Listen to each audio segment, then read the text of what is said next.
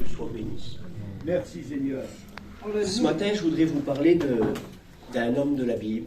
Vous savez que les histoires de la Bible, ça va être trop long si je dis ça, mais je le dis quand même. Les histoires de la Bible, c'est fait pour que nous, on se voit dedans, et pas toujours dans le beau rôle de l'histoire. Si vous avez vu qu'une histoire, elle a le personnage qui fait le mauvais rôle dedans, et puis le personnage qui fait le beau rôle. Mais il ne faut pas toujours, nous, qu'on se voit dans le beau rôle de l'histoire de la Bible. Il faut qu'on soit vrai devant la parole du Seigneur. Il faut qu'on se place là où c'est qu'on doit se placer. Et puis des fois, c'est pas toujours, de toute façon, c'est jamais pour nous jeter la pierre que le Seigneur veut nous identifier au personnage de la Bible. C'est jamais pour nous jeter la pierre. On n'est jamais, le Seigneur, nous on le fait, puis c'est notre façon de faire à nous. On dit, t'as vu, je te l'avais dit. Regarde, je t'avais dit de pas faire ça. Et puis tu t'es embêté, toi, parce que tu t'avais dit le contraire. Et puis tu dis oui, mais t'oses pas trop. Mais le Seigneur, jamais de la vie, il nous prend comme ça à exemple devant tout le monde. À chaque fois que le Seigneur nous éclaire dans une histoire, dans un moment de la Bible, qu'on se voit, c'est jamais pour nous le faire voir devant tout le monde.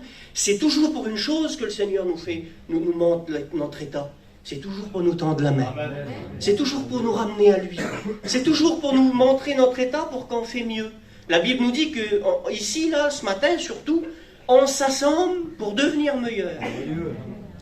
T'es rentré d'une façon, logiquement, tu ressors de la porte, là. Si tu prends la parole, tu ressors meilleur. C'est la logique de notre rencontre ce matin. Et je voudrais me servir d'un homme de la Bible.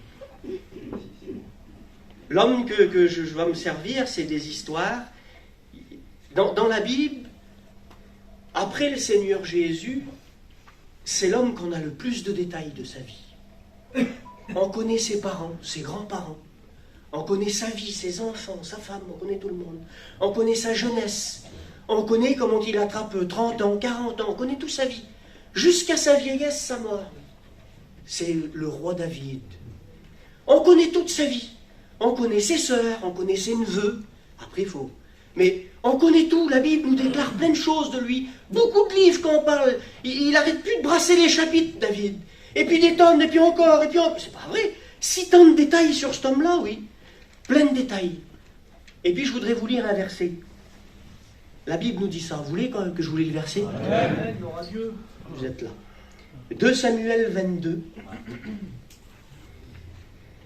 David adressa à l'Éternel les paroles de ce cantique lorsque l'Éternel l'eut délivré de la main de tous ses ennemis et de la main de Saül.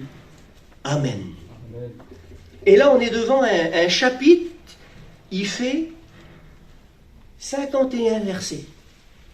51 versets, il en avait à dire. David adressa les paroles de ce cantique lorsque l'Éternel le délivrait de la main de Saül et la main de tous ses ennemis. On est pratiquement là à la fin de sa vie. Si je page encore une page de ma Bible, là, j'arrive au chapitre 23 et je vois marqué quoi? Je vois marqué « Dernière parole de David ». On le sait, il a 70 ans. C'est à la fin de sa vie. L'histoire du petit jeune qui avait pris sa fronde avec ses petites pierres, là, devant le grand géant, ça fait des années, plus de 50 ans que c'est passé ça. C'est une vieille histoire, comment qui y pense là? C'est une vieille histoire, 50 ans, plus de 50 ans, ça fait des années en arrière. Le petit jeune David qui jouait de la harpe sur les collines de Juda, là, ça y est, c'est fini maintenant. C'est un homme, c'est un vieux roi affermi, c'est un vieux roi qui a des enfants, c'est des autres soucis, c'est plus pareil. On n'a pas les mêmes soucis comme on a 70 ans que comme on a 17 ans. C'est plus pareil, la vie elle évolue. Eh bien que Dieu soit béni, cet homme-là, on connaît toute sa vie. On connaît ses soucis, ses tracas de 17 ans là. Et on connaît ses vieux soucis. On connaît, imaginez-vous, pour un jeune que je suis moi, j'arrive à avoir, en lisant, à avoir une expérience d'un homme de 20 ans, de 30 ans, et puis je les ai pas encore vécus moi, mais j'arrive à avoir, là, je dis Seigneur, gars, comme j'aurai 40 ans, comme j'aurai 50 ans, parce que la Bible, c'est pas simplement un livre écrit. La Bible, c'est une expérience vivante. C'est quelque chose qu'on peut se projeter. Imaginez-vous quelle puissance la Bible. Elle peut se projeter à travers des personnages, On peut se projeter. À un moment donné, Jésus, il était là, il parlait, et puis d'un seul coup, il s'assembla devant lui. C'est écrit comme ça. Des gens de mauvaise vie, des pharisiens, toutes des personnes qui avaient besoin, des personnes qui avaient des soucis grands comme ça, des personnes qui avaient des cœurs qui n'étaient pas bons. Et puis d'un seul coup, j'imagine les apôtres, ils se frottant dans les mains, ils disant, Michto, Seigneur. Et là, tous ces hommes-là, ils ont des besoins, et devant eux, il y a Jésus.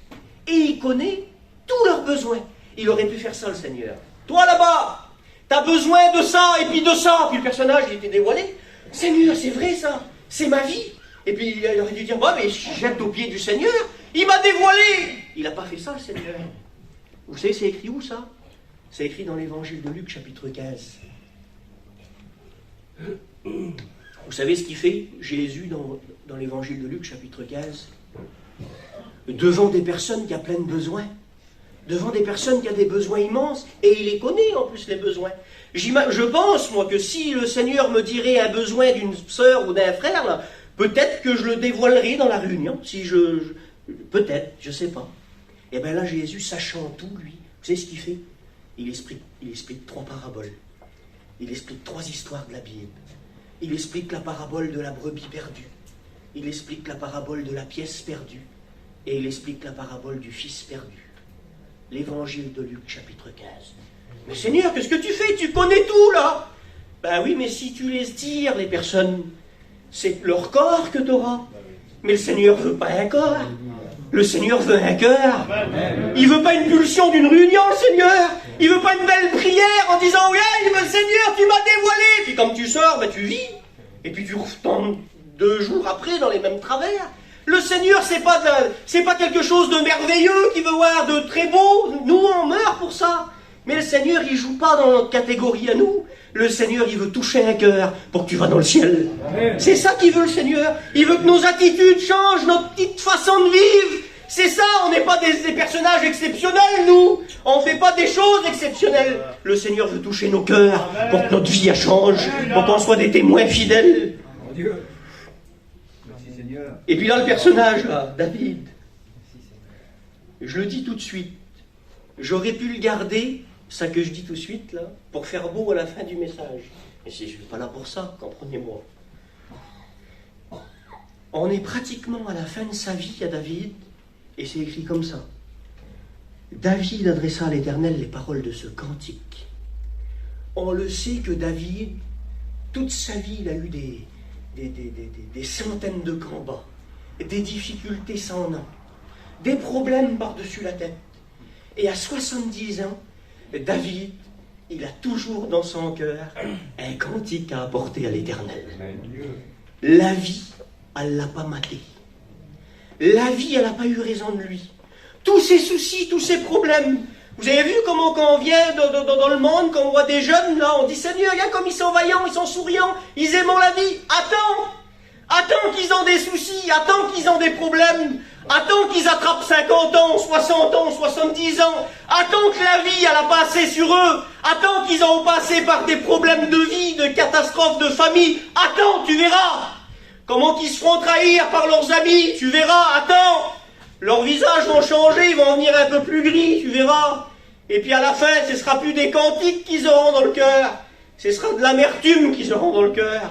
Et quand ils ouvriront la bouche, ce ne sera plus des louanges terminées, ce sera des complètes qu'ils adresseront au Seigneur.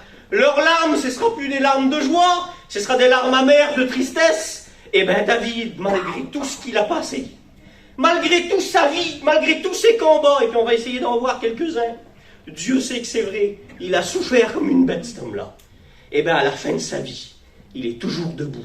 Et comme tu grattes un petit peu ici et que tu regardes dans le fond de son cœur, il a un cantique à apporter à son Dieu.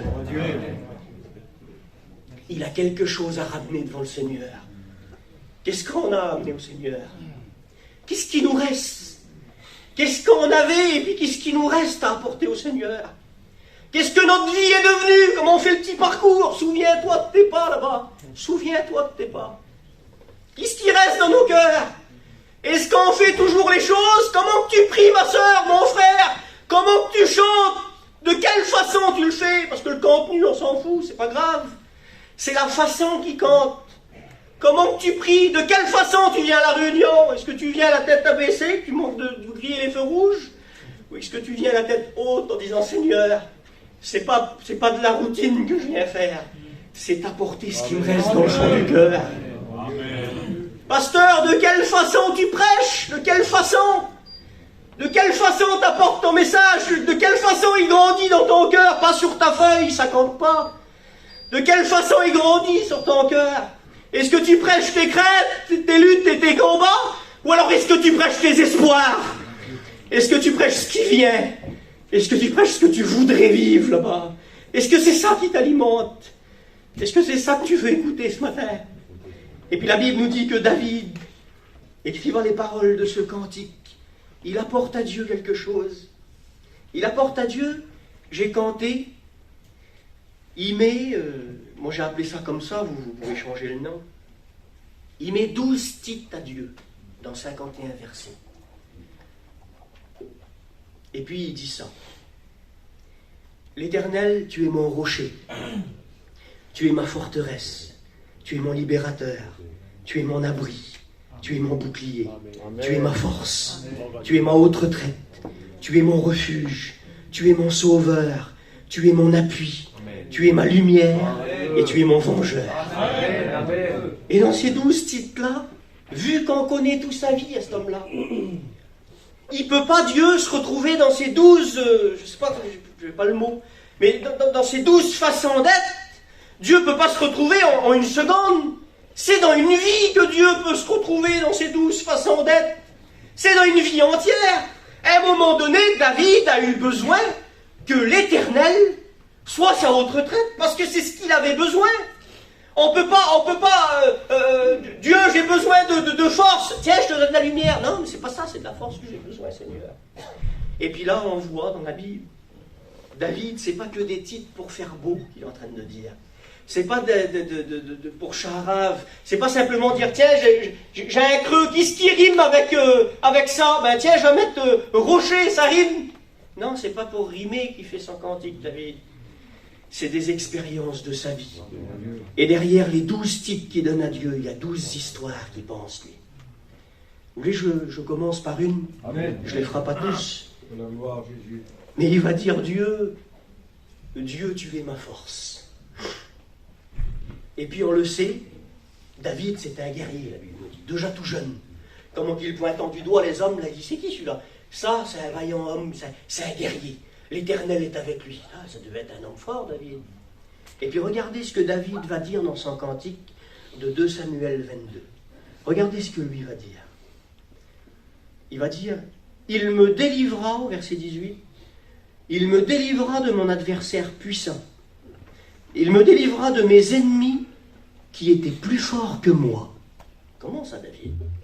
Mais tes ennemis n'étaient pas plus forts que toi. C'est toi qui as battu l'ours. C'est toi qui as battu le lion. Devant Goliath, David. Rappelle-toi bien tes histoires. David n'avait pas perdu la tête. Il se souvenait très bien de ses combats et ses histoires. Mais David, pourquoi tu dis qu'ils étaient plus forts, tes ennemis? C'est celui-là qui gagne, qui est le plus fort. On le dit, on lève le bras du vainqueur et puis on dit, il est plus fort, donc il a gagné. S'il est plus faible, il perd.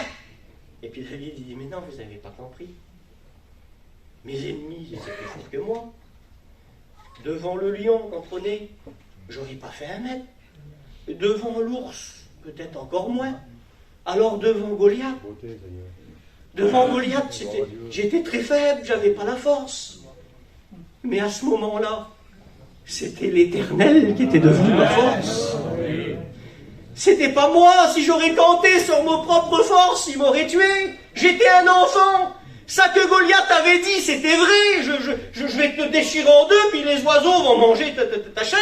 Je te tue. Ben, il était convaincu de le faire, Goliath. Il en avait tué des centaines, des hommes comme lui, et beaucoup plus forts. C'était un jeune garçon. Mais ce qui a sauvé David, ce qui lui a fait pas gonfler les muscles, mais ce qui lui est venu avec un cœur rempli de force, c'était l'Éternel. Deutéronome avait dit ça, David devait être au courant. Il avait dit, garde-toi Garde de toi, surtout, gardez-vous de le dire, que c'est ma force qui m'a acquis tout ça. C'est parce que je suis une femme terrible, parce que je suis un homme terrible, Guette, j'arrive. Tu te rends compte, je croyais pas arriver, moi. Je suis pas si faible que ça, en fin de compte. Eh ben non. Eh ben non. Que le sage ne se glorifie pas de sa sagesse, que le riche ne se glorifie pas de sa richesse, que le fort ne se glorifie pas de sa force, mais que celui qui veut se glorifie de connaître l'Éternel. C'est Dieu. En voulant dire, David dit, mais si j'aurais pas eu Dieu une seconde, je m'aurais fait tuer dans les coups. La vie m'aurait tué. À la fin, là, si j'y aurais arrivé jusqu'à la fin, j'aurais pas eu un bout de cantique, plus une air, plus un accord de harpe à jouer, c'était fini ça. J'aurais pu rien, il y a eu des moments où c'est qu'il l'a accroché, sa harpe, qu'il l'a déposé à un moment donné. Les combats étaient tellement lourds, les combats, les difficultés étaient tellement grandes, on va le voir un petit peu plus loin. Mais l'Éternel a été sa force. Vous savez qu'il faut l'accepter, la force du Seigneur. La Bible nous dit ça. La Bible nous dit ça. Il donne de la force, le Seigneur, Ésaïe 40, 29. Il augmente la force. Et il est capable de renouveler les forces. Il la donne pour celui qui n'en a pas du tout. Il l'augmente pour celui qui veut combattre. Regardez ce qui est écrit. La guerre dura longtemps, 2 Samuel 3. Et David devenait de plus en plus fort. Il aurait dû dire, j'ai pas la force de combattre le prochain combat, je reste chez moi. Non, plus que la guerre dure longtemps. Le Seigneur, il ne te donne pas tout de suite. C'est sur la route qu'il te la donne. Amen. C'est en voyant le combat et puis toujours réaliser.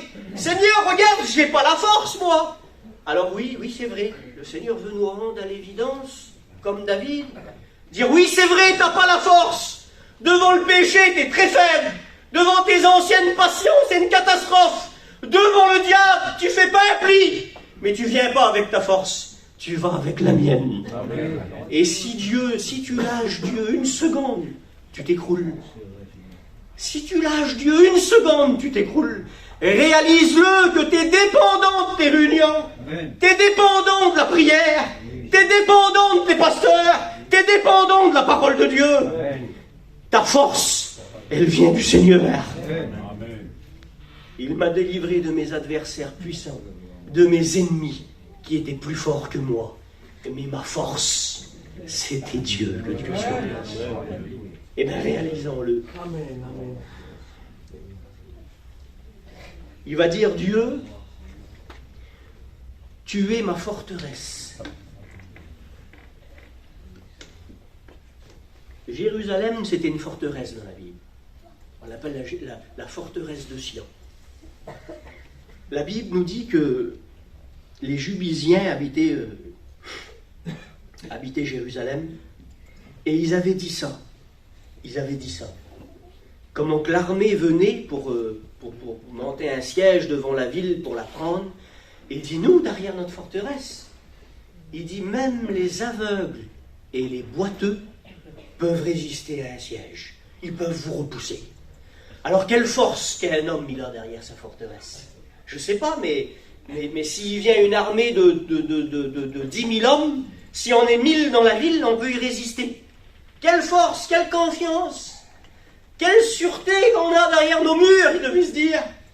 Imagine-toi que nous, on peut manger, boire, et puis laisser les plus faibles du peuple aller défendre la ville. Un homme, il en vaut 100 derrière une forteresse. Un homme, il en vaut 100, imaginez-vous. Derrière, déjà Jérusalem en elle-même, c'était déjà un point stratégique. Jérusalem, c'est une colline, pour ne pas dire une montagne, et elle est entourée de 7 autres montagnes. Déjà, juste la nature avait fait que Jérusalem, sans fortification, Jérusalem déjà était une ville sur une hauteur, et puis il y avait les autres montagnes autour pour former comme une muraille naturelle. Et les hommes avaient monté des murs en plus, et on avait fait une forteresse imprenable. Quelle sécurité derrière ces murs! Quelle confiance qu'on a derrière ça! Et à un moment donné, Je ne sais pas, peut-être que le général de l'armée, il vient vers David et il dit, David, Absalom, il vient avec le peuple, et puis il vient pour te tuer. Alors, je ne sais pas, j'imagine, il pose un papier sur la table, et puis il dit, bon alors, on va fortifier ici, on va mettre des hommes postés ici, et puis on va se défendre, David. On va dire aux femmes d'aller puiser de l'eau, on va résister au siège, parce que derrière notre forteresse, on est en sécurité, c'est bon, David. On reste là. Allez chercher le casque du roi, le bouclier et l'épée. Vite, on va s'armer, on va résister au siège, à ces hommes qui veulent nous tuer. Allez-y. Tu fais quoi, David? Il enlève ses sandales, David. Et puis il prend direction de la porte. Mais tu vas où? Tu vas où, David? Il y avait des hommes qui étaient avec David, c'était des lions. On connaît les vaillants hommes de David.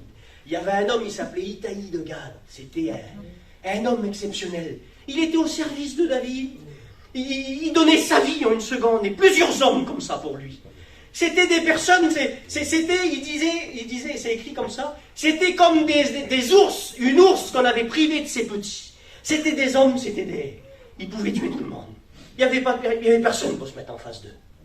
David, on va résister, nous. Reste avec nous, David. Peut-être qu'ils auraient dû le prendre à ce moment-là, David, et puis l'attacher sur son lit, puis dire, ben, le roi, il n'est pas capable de se défendre, il a perdu la tête, allez, nous, on va le faire. Non, ils avaient un respect pour lui exceptionnel, un respect incroyable. Et puis David, il part. Et puis ils prennent, je ne sais pas, peut-être quelque chose, même pas de quoi se nourrir, parce que sur la route, il a fallu que des hommes leur apportent à manger. Ils sont partis en hâte. Mais derrière ta forteresse, David, tu étais en sécurité. Tu pouvais protéger ton corps, tu pouvais protéger ton petit peuple qui restait avec toi, tes vaillants hommes. Il y a une armée en face, même que c'est des hommes incroyables. Comment qu'ils vont faire? La Bible nous dit que David, il sort pieds nus. Il traverse le petit torrent de Cédron, il sort de Jérusalem, de la forteresse, il traverse le petit torrent de Cédron. Il commence à monter sur une petite colline. Elle s'appelle la colline des Oliviers. Et puis il marche. Et puis les hommes, ils disent, mais tu vas où, David? Et puis il dit, c'est écrit, il dit, je ne sais pas où c'est que je vais. Je ne sais pas où c'est que je vais. Et puis il marche, la Bible nous dit qu'il commence à pleurer pendant qu'il monte sur la petite colline. Il se couvre la tête en signe d'un profond respect. Vous savez ce qu'il était en train de faire? Il n'était pas en train de chercher une forteresse visible derrière des murs. Il était en train de chercher Dieu. Amen. Il était en train de chercher celui qui pouvait le protéger beaucoup mieux des murs. Amen. Il était en train de chercher son Créateur. Et puis en faisant cette marche-là, vous savez c'est quoi? C'est une prophétie. C'est la même marche que le Seigneur fera 1000 ans plus tard. 1000 ans plus tard, le Seigneur sortira. Mais Seigneur, t'es recherché, tu vas être crucifié. Il sort de Jérusalem. Il traverse le petit torrent de Cédron, c'est écrit. Jean 18. Et puis il commence à monter une petite colline. C'est la colline des Oliviers. Jésus allait chercher, il s'est mis en prière. Il ne recherchait pas à se défendre. Pierre, remets ton épée, on ne se défend pas comme ça, nous. C'est pas notre façon de se défendre. Notre protection, c'est pas des armes, c'est pas nos poings, c'est pas nos mots. Notre protection, notre forteresse, c'est l'Éternel. C'est lui qu'on va chercher dans nos problèmes. Puis on n'a pas besoin de choses spéciales, on n'a pas besoin de mots spéciaux, de compagnie spéciale, de plans spécial. On a besoin que d'une seule personne. Elle s'appelle Dieu. Amen. Cherchons pas à nous protéger, vous avez vu, puis c'est vrai, c'est humain. Comment qu'on a les poches vides, on est tracassé. Comment on a les poches vides, on est tracassé. Devant des problèmes, qu'on n'a pas la solution, on est tracassé. Eh bien, c'est pas des plans, c'est pas en posant un papier sur la table et en dessinant, tiens, je vais me mettre ici, on va fortifier là. C'est pas en faisant des plans de bataille qu'on arrivera à s'en sortir. C'est en allant chercher Dieu qu'on arrivera à s'en sortir. Allons chercher Dieu. Allons chercher Dieu. Je ne sais pas ce que vous êtes venus chercher ce matin, mais il n'y a pas de chose spéciale à venir chercher ici. Il y a une seule personne à venir chercher ici. C'est chercher Dieu. Amen. Cherchons Dieu, c'est la plus grande des choses. Tu es ma forteresse. Imaginez-vous des années plus tard, toutes ces expériences de vie, parce que la vie, on est obligé de la vivre, on ne peut pas faire les expériences sans les vivre. à la fin de sa vie. Imaginez-vous, pourtant c'est parmi des problèmes là. Mais tu es ma force, Seigneur. Il y a plein d'ennemis derrière, oui, mais pas. Tu m'as délivré spécialement des ennemis. C'est pas les ennemis qui sont mis en avant, c'est la délivrance qui est mise en avant. C'est ça qui est mis en avant. Derrière tous nos problèmes, devant tous nos problèmes, passés ou présents et même futurs, cherchons pas, mettons pas nos problèmes en avant, mettons Dieu en avant. Amen. Dieu, tu as été ma force. Non, Dieu, tu es, parce qu'il dure toujours. Donc tu es, c'est t'as été, tu es et tu seras. C'est ça le Seigneur. Tu es ma force, Seigneur. Tu es ma forteresse. Il va dire, Dieu, tu es mon vengeur. Dieu, tu es mon vengeur.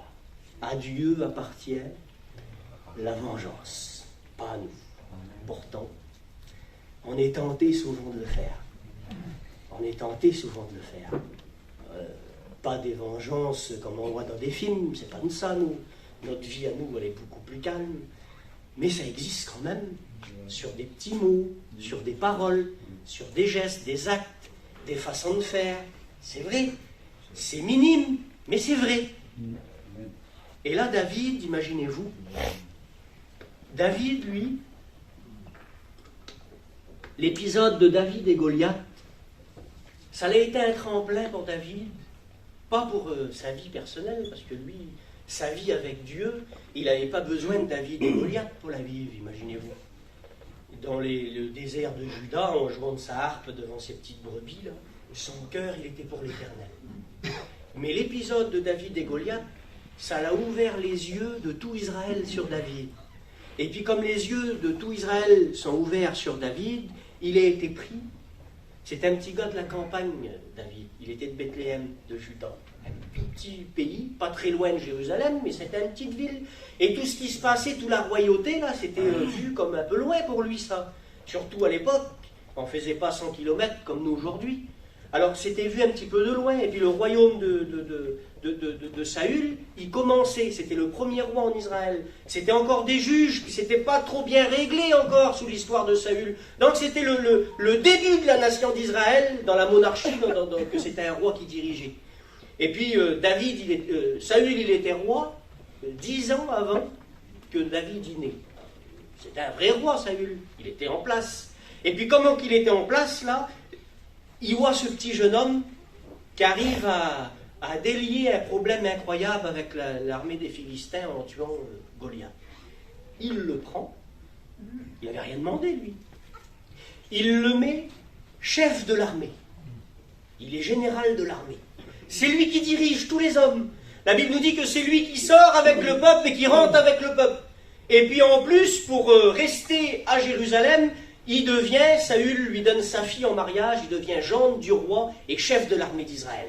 C'est un personnage qui sort de n'importe d'où, mais il devient en lumière comme ça. Mais la jalousie des hommes en fait qu'ils veulent le tuer. Saül veut le tuer. Jaloux. Ça fait que de petits bergers, là, il devient chef de l'armée d'Israël, mais comment qu'ils veulent le tuer? Il devient fugitif. Et il part se cacher. Il va vers un sacrificateur. Le sacrificateur lui donne un bout à manger, lui donne une arme pour se défendre. Et puis il repart, David.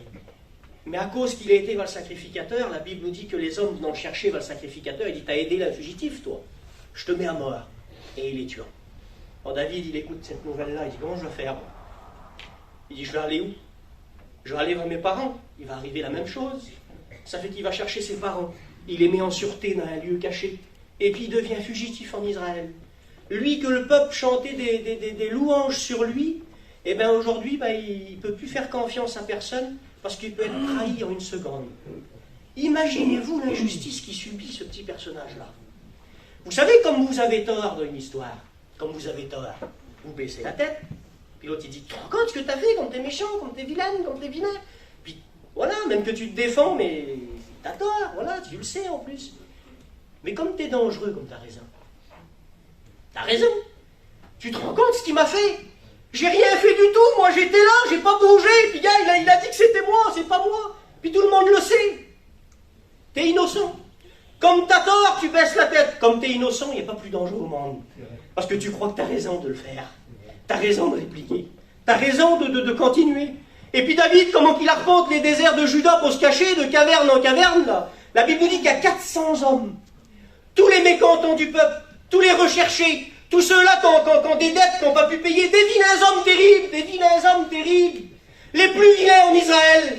Ils écoutent, ils disent, le chef de l'armée, il est en disgrâce. On va le trouver. Le cherchant, il tombe sur lui. Il dit, David, tu dirigeais l'armée d'Israël, écoute, nous on est 400 hommes, nous aussi on est en colère contre Saül. Sois notre chef, David. Sois notre tête, vas-y, on va être tes hommes à toi maintenant. On sera avec toi toujours. Amen. Et puis il se retrouve à la tête des plus vilains hommes en Israël. 400 hommes. Il n'a rien demandé, lui. Il était tranquille avec sa petite harpe, il n'avait pas voulu faire ça. Il devient un fugitif recherché à la tête d'un gang. Mais il ne veut pas ça, lui. Et puis à un moment donné, il est couché dans une caverne. Et il écrit un psaume. C'est le psaume 57. Il y a 400 hommes qui dorment à côté de lui, là. Et lui, il a allongé, il dit, Seigneur, regarde la situation que je suis. Regarde où je me trouve. Je suis à 1000 kilomètres de mes idées à moi. Je suis un chrétien, moi. Je suis un chrétien, moi. Regarde où je me trouve. Je suis à 1000 kilomètres de mes pensées à moi, ma petite jeunesse derrière les petites brebis, là, Seigneur. Mais j'ai rien demandé pour en arriver là, moi. Et il écrit ça. Psaume 57. Il dit, mon âme est parmi des lions. Je suis couché au milieu d'hommes qui vomissent la flamme. Dans leur cœur, il y a un feu, j'écoute des vilaines choses, ils sont mécontents, j'écoute leur colère, un feu, c'est ça. J'écoute leur colère, j'écoute des choses que j'ai jamais écoutées de ma vie. Comment je vais faire? Et puis à un moment donné, il se cache dans une autre caverne, et puis Saül, il rentre dans la caverne. Et là, il y a 400 hommes. Et les 400 hommes, vous savez ce qu'ils disent? David, l'Éternel a choisi ce moment pour que tu te tires vengeance de ton ennemi. Regarde, c'est Dieu qui a fait ça. Tu fais juste ça avec ton épée, David. Et il est mort. Regarde, tout le monde est endormi, là. Tu peux le faire. Ça a ta portée, David. Venge-toi. Si tu le tues, tout s'arrange. Regarde, c'est à cause de toi. C'est à cause de lui que toi, t'es là. C'est à cause de lui. Vas-y. Il t'a parlé dessus. Il a dit tous des mensonges sur toi pour que le peuple, il veut te tuer maintenant. Regarde, il a fallu que tu caches tes parents, il les aurait tués comme il a tué les sacrificateurs qui t'ont aidé. Regarde où c'est que tu te trouves, tue-le, David. Vas-y, 400 hommes qui le poussent dans la même direction. Quelle vitesse que je le tue. 400 personnes qui te disent la même chose. Tue-le. Combien de fois qu'on se laisse influencer? J'ai vu, ils ont fait ça, ça marche mieux que la publicité sur les téléphones. Ça s'appelle des influenceurs gagnant des fortunes. Ça marche mieux que la publicité. Les gens se laissent influencer à tout vent. À tout vent, les gens se laissent influencer. Il y a 3 personnes qui te disent la même chose. Tu dis, tu crois, toi? Directement. T'es sûr? La Bible nous dit, vous savez ce qu'il fait, David? Il dit que l'Éternel me garde de faire ça. Et puis vous savez ce qu'il fait? Non seulement il ne le fait pas, mais par ses paroles, la Bible nous dit. Pas par ses muscles, pas par sa force, pas parce que c'est un homme terrible, par ses paroles. La Bible nous dit, il empêcha les 400 hommes de se jeter sur Saül pour le tuer. Non, je ne le dirai pas, ça, moi. Si vous, faites-le, vous. Non, il ne dit pas ça non plus. Ah ben, je ne peux pas les retenir, hein, de toute façon, si eux, ils le feront, hein. Moi, je ne peux pas le faire, mais si eux, ils le feront. Non, il ne dit pas ça, David. Il dit, écoute, moi, je ne le fais pas, mais vous ne le ferez pas non plus. Parce que moi, je ne me tire pas vengeance moi-même, mais c'est l'Éternel qui me tirera justice.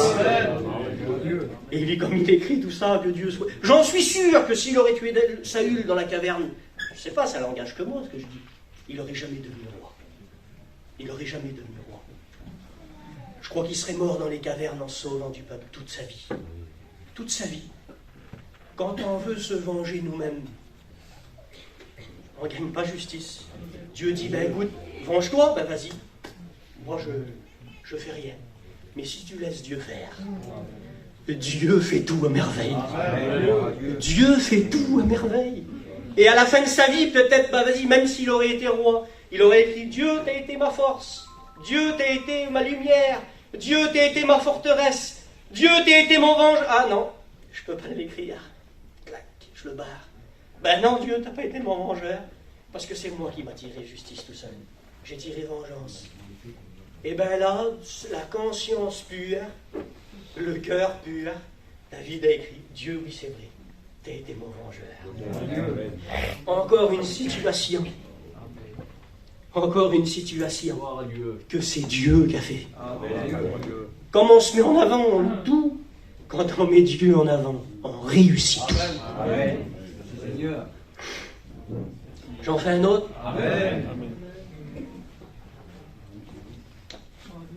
Il va dire, Dieu, tu es ma lumière.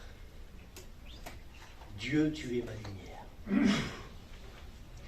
La Bible met un point d'honneur à éclairer toutes les histoires. La Bible met un point d'honneur à éclairer toutes les histoires. Nous, on aime bien qu'il y a des pièces secrètes, et puis tac, on ferme celle-ci, puis ça, ben, les gens, ils ne sauront pas. On aime bien ces choses-là, nous. On ne veut pas trop que les gens savent. Ben, Dieu, c'est tout. Mais tiens, ben, si je peux le faire taire aux gens, je préfère. Mais la Bible, ça fait 2000 ans qu'elle est écrite. Et puis, à un moment donné, Moïse, il rouvre la mer Rouge. Et puis, d'un seul coup, c'est écrit. Le premier combat face à Amalek, là. Et pourtant, c'est Moïse qui l'a écrit.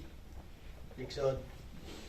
Les mains de Moïse étaient fatiguées. Seigneur, je ne peux pas écrire ça. C'est Moïse. Il y a une seconde, je viens de rouvrir la mer Rouge. Là, il faut que tu dis que j'ai pas la force de lever les bras en l'air. Quand même, il y a eu 10 plaies d'Égypte, là, j'ai libéré 3 millions de Juifs. Quand même, Seigneur, je ne vais pas écrire ça. Écris-le, Moïse. Parce que c'est pas toi qui dirige ton histoire. C'est Dieu qui dirige les histoires. Et Dieu met un point d'honneur à éclairer toutes les situations. Dieu met un point d'honneur. Et puis là, David, c'est écrit comme ça. David fit ce qui est droit, aux yeux de l'Éternel toute sa vie. Amen. Excepté, oui, c'est Dieu, excepté dans l'affaire d'Uri le Héthien. Là, David a péché. Mais Dieu veut que ce soit écrit. Parce qu'un homme, c'est un homme, une femme, c'est une femme. Et dans le cœur des hommes, eh ben, il y a des parts où c'est que l'humain reprend le dessus. Et bien ça, c'est un homme. Et puis David, après l'épisode d'Uri le Héthien, il l'a fait tuer, l'histoire avec Bathsheba. Et puis sa vie, elle redevenait normale, là, David. L'histoire, elle resuit son cours. Tout le peuple n'a vu que du feu dans cette histoire-là. Quelques hommes intérieurs au palais, on connaissait l'histoire, mais point, c'était fini, le couvert était mis. Son péché avait été écrit sur une lettre qu'il avait donnée, transmise au chef de son armée. Et puis là, c'était terminé. David vivait. Et puis je ne sais pas, mais manque de sincérité, je ne sais pas. Ou alors envie d'oublier cet épisode semble. David, il continue sa vie. Mais à un moment donné, si l'homme veut oublier, lui, les épisodes sombres, eh bien le Seigneur, lui, les oublie pas. Le Seigneur les oublie pas. Et puis le Seigneur, il éclaire tout. Ce qui est caché, le Seigneur éclaire tout ce qui est caché. C'est même pas une lumière que le Seigneur allume de temps en temps. Jésus, la Bible nous dit qu'il est la lumière du monde. C'est même pas quelque chose qui se force à faire. Quand on s'approche du Seigneur, on est éclairé. Après, c'est à nous de choisir. Mais quand on s'approche du Seigneur, on est éclairé. Nathan, oui Seigneur, va trouver David et explique-lui une histoire. Nathan, prophète de l'Éternel, il va trouver David. Il dit, David, il y a une histoire qui s'est passée en Israël. Il dit, ouais, Nathan, c'est quoi? Eh bien, il y avait un petit homme, il avait une brebis. Et elle était née dans sa maison, c'était un petit homme pauvre. La petite brebis, là, c'était toute sa vie. Elle mangeait dans son plat, elle buvait dans sa coupe, elle dormait avec ses enfants. Elle la voyait grandir, comme la petite, elle avait 3 ans, 4 ans, 5 ans, elle a grandi avec la brebis. C'était plus une brebis et des enfants, ça faisait partie de la famille, la petite bête. C'était tout ce qu'il aimait, il est petit, il est mort après. Et puis d'un seul coup, il y avait un voisin, il était riche. Il avait des troupeaux à plus en compter. Et un jour, il a fait un repas pour ses amis. Il y a un ami qui est venu chez lui, il a fait un repas. Il a dit, ah, faut que je vais au troupeau prendre une brebis là-bas. Allez chercher la petite brebis du pauvre là-bas. Et puis pour l'instant qu'il dormait, ils ont pris la petite brebis du pauvre, ils l'ont égorgée. Et puis ils l'ont donné à manger à leurs amis. David, il est en colère comme il explique les petites histoires. Là. Il savait, lui, ce que c'était, des petites brebis qu'il aimait. Il a grandi dans ça, dans la bergerie. Il a grandi, David. Il s'en occupait. Quel mal au cœur que ça devait lui faire! Parce que s'il court derrière le lion et puis derrière l'ours pour la récupérer, la petite brebis, c'est qu'il était en peine de la brebis perdue. L'image du cœur du bon berger. Il l'aimait, sa petite brebis. C'est pas vrai, il a fait ça. Il savait la valeur, ça avait une brebis, puis s'attacher à une brebis. Il savait, lui, ce que c'était dans son cœur. Il dit, ben écoute, t'as un tel homme, il mérite la mort. Et puis Nathan, le prophète, il se tourne sur lui, puis il dit, David, il dit, c'est toi qui as tué la petite brebis. Il dit, c'est toi qui as été prendre ce qui ne t'appartenait pas. Il dit, c'est toi, cet homme-là. L'homme qui mérite la mort, David, c'est toi. Et la lumière de la parole de Dieu vient éclairer David. C'est pour ça, dans la parole, il ne faut pas qu'on s'identifie toujours au bon côté, aux bons personnages de l'histoire. David, lui, il aurait pu dire, Itaï de Gad, tue-le, le prophète de malheur, là. C'est pas vrai ce qu'il dit. Comme la lumière, elle vient éclairer. On a deux choses à faire. Vous savez, tant qu'on n'est pas dans la lumière, on ne voit pas. Si j'ai des taches sur la chemise, je ne les vois pas. Et par contre, comme la lumière, elle s'allume, je me réalise. Je dis, Seigneur, je suis plein de taches. Comment je fais? Je suis mal coiffé, je suis sale dans la figure. Soit je reste dans la lumière et je me perfectionne, je lave mes vêtements, je lave ma figure, je me coiffe mieux. Ou alors je fais un pas en arrière et puis je dis, tiens, voilà, ça se verra pas si je reste dans les ténèbres. Mais si tu veux demeurer dans la lumière, il faut que tu te perfectionnes. Amen. Et puis David, lui, qu'est-ce que je fais? Il y a un choix à faire. Regardez, il faut que je le lis. Parce que c'est écrit noir sur blanc dans la parole. C'est écrit noir sur blanc. Je lis plus haut. Que Dieu, en effet, Jean 3, 17, n'a pas envoyé son Fils dans le monde pour qu'il juge le monde, loin de là, mais pour que le monde soit sauvé par lui. Le jugement, c'est que la lumière étant venue dans le monde, Jésus, la parole de Dieu, ta parole est une lumière, elle vient éclairer nos vies. Et ça, c'est un jugement que la parole exerce. Pas un jugement pour faire du mal, un jugement de notre état pour nous faire du bien, pour qu'on se perfectionne. Ce jugement étant que la lumière étant venue dans le monde, les hommes, ils ont préféré les ténèbres à la lumière, parce que leurs œuvres étaient mauvaises. Car quiconque fait le mal, il n'aime pas la lumière, parce que leurs œuvres étaient mauvaises. T'aimes pas la lumière, t'aimes pas te montrer en lumière, comme ça va pas. Alors David, qu'est-ce que tu fais? David, dans son cœur, vous savez qu'est-ce qu'il fait? Il écrit le psaume 51. Vous savez comment il s'appelle? Face à la lumière, il s'appelle le psaume de la repentance. C'est la seule façon de demeurer dans la lumière. C'est un homme, c'est une femme qui se repent et qui fait mieux. C'est un homme, c'est une femme qui se repent et qui fait mieux. C'est ça qu'on a besoin. On a besoin de se repentir. Il faut placer là où c'est qu'on se trouve, sur la carte. Le fils prodigue l'avait fait. Si on l'aurait éclairé puis qu'il aurait vu son état, le fils prodigue, il aurait dit, Seigneur, l'état que je suis. Eh bien, il le fait. Il ne dit pas, je suis bien. Il dit, là-bas, dans la maison de mon père, il y a du pain en abondance. Il dit, mais moi, ici, il pointe du doigt l'endroit où il est sur la carte. Il dit, moi, je suis là. T'es où? Je suis dans la boue avec les cochons, dans un territoire étranger. Je suis au service d'un homme que je ne connais pas. Oui, je suis là. Il est en train de dire là où c'est qu'il est. David, c'est toi cet homme-là, David. Oui, c'est moi, c'est vrai. Je suis un voleur. Je suis un tueur. C'est moi. Mais c'est pas ma mère. C'est pas grave, c'est moi quand même. L'histoire de la vigne de Naboth. Vous connaissez? Akab. Vous savez où c'est qu'il était, Akab? Comment que Naboth, il a été tué? Il était assis à table en train de manger. Naboth, c'est toi qui as commandité le meurtre. Ben non, c'est pas moi. C'est Jézabel. Ben oui, mais le problème qu'il y a, ce que j'ai contre toi, c'est que tu la laisses faire, Jézabel. C'est que tu la laisses faire, c'est que tu lui permets, que tu la laisses faire. Et puis le prophète, il vient, et il dit pas, Jézabel, c'est toi la meurtrière. C'est pas ça. Il dit, c'est toi le meurtrier, Akab. C'est toi le voleur, Akab. Mais c'est pas moi, j'étais en train de manger. T'as laissé faire. T'as laissé faire. Et bien David, il aurait pu se défendre en disant, on est des spécialistes pour se défendre. Oui, mais bon, t'as vu, c'était pas comme ça vraiment, il fallait être là, l'histoire, souvent c'est comme ça. Eh ben non, cherchons pas à nous défendre. Cherchons pas à nous défendre. Disant, oui Seigneur, je suis coupable. Et c'est là que le Seigneur nous sauve. C'est là la repentance. La repentance, c'est pas se défendre, c'est accepter d'être coupable. Et le Seigneur nous prend. Est-ce qu'on veut accepter d'être coupable? Pas évident. Mais devant la lumière, on a un choix à faire. Devant la lumière, on a un choix à faire. J'en fais un dernier, vous voulez, puis on arrête. Comme il écrit, il va écrire quelque chose. Il va dire, Dieu, tu es mon bouclier. C'est écrit que David, c'était un homme de guerre. Et bien après avoir été fugitif, comme il est devenu roi, c'était un homme qui était toujours sur le champ de bataille. C'était un homme qui continuait toujours à se battre avec ses hommes. C'était pas un homme qui laissait ses hommes tomber.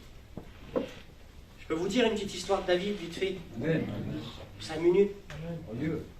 Il s'appelait Abishai. Et Abishai, c'est le personnage qui tient tellement fort son épée dans les mains qu'elle reste attachée à sa main. Il n'y avait que son épée qui pouvait être dans sa main. Même pas la place pour autre chose. Et puis la Bible nous dit que les hommes d'Israël sont retirés sur les hauteurs.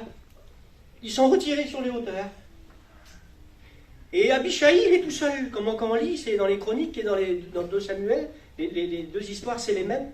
Comment quand on fait une petite lecture superficielle, légère, comme ça, là, on croit qu'Abishai, on croit qu'il est tout seul. On croit qu'il est tout seul. Il est là et il résiste aux Philistins qui chargent devant lui. Et il se tourne, plus de copains autour de lui. Ils sont tous retirés sur les hauteurs.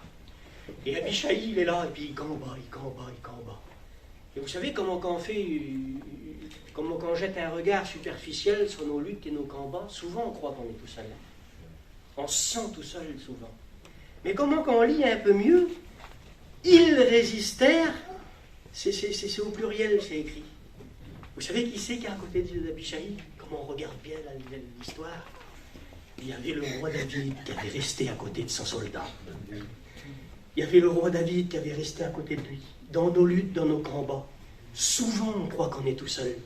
Mais quand tu regardes bien, le roi des rois, il est toujours à tes côtés. Il te soutient, il te soutiendra toujours. Souvent, j'ai cru que j'étais tout seul, moi. Puis encore, si je m'identifie à l'histoire, je vous l'ai dit tout à l'heure, il ne faut pas toujours avoir le beau rôle. Je suis plutôt de celui qui sauve là-bas, qui déserte. Mais il faut que Dieu soit béni. C'est plus dur à en trouver, de plus en plus dur à en trouver. Il faut des Abishai. Il faut des exemples. Il faut des exemples. Des hommes qui croient être tout seuls, mais qui combattent quand même. J'imagine que dans le cœur de ceux qui avaient fui là-bas, ils ont dit, te rends compte, on s'est tous sauvés, nous. Et lui, il a resté tout seul là-bas. Le prochain combat, il faut que je me rattrape. Le prochain combat, jamais de ma vie je me sauvera maintenant. Même s'il faut que je meure au combat, c'est trop grave. Il croyait être tout seul, Abishai, et il a resté. Eh bien, que Dieu suscite des Abishai parmi nous. Amen.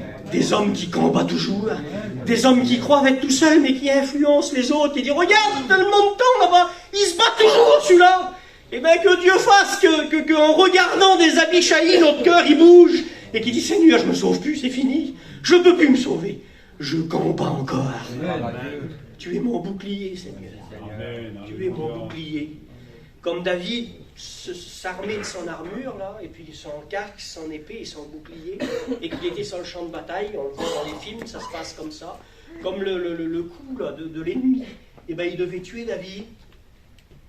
Et ben pour amortir le coup, il ne mettait pas son bras, il ne mettait pas sa tête. Il portait le bouclier en avant. Et chaque coup qui devait tuer David, c'était le bouclier qu'il prenait à sa place. Chaque coup. Et puis il se combattait comme ça. Et j'imagine que comme il revenait chez lui, il s'assied à la fin d'une bataille, il retirait son armure, il prenait le bouclier, il mettait en face du mur, là, voilà. Et puis il regardait sur tous les coups que le bouclier il avait pris. Tous les coups qu'il aurait dû recevoir lui-même. Et que ce n'était pas lui qui les avait reçus. Combien de fois tu devais recevoir des coups et c'est pas toi qui les as reçus. Combien de fois le bras de l'Éternel il était là et il a pris les coups à ta place, le Seigneur. Combien de fois ça l'est arrivé. Combien de situations, Seigneur. Mais j'aurais pas dû me relever de ce coup-là, qu'est-ce qui s'est passé? Combien de fois ça t'est arrivé, Seigneur, cette nouvelle-là aurait dû me foudroyer. J'aurais pas dû bouger de chez moi, me coucher dans mon lit, j'aurais dû faire une dépression, j'aurais dû prendre des cachets, j'aurais dû me droguer ou boire, je sais pas, mais j'aurais pas pu supporter ça, humainement parlant. Tu peux pas supporter ça. Tu l'as supporté parce que l'Éternel a été ton bouclier. Tu l'as supporté parce qu'il a pris le coup à ta place. 12 titres, 12 histoires, 12 expériences. C'est pas que des mots pour faire beau, c'est une vie l'évangile. Amen. Cependant, ce sont nos souffrances qu'il a portées.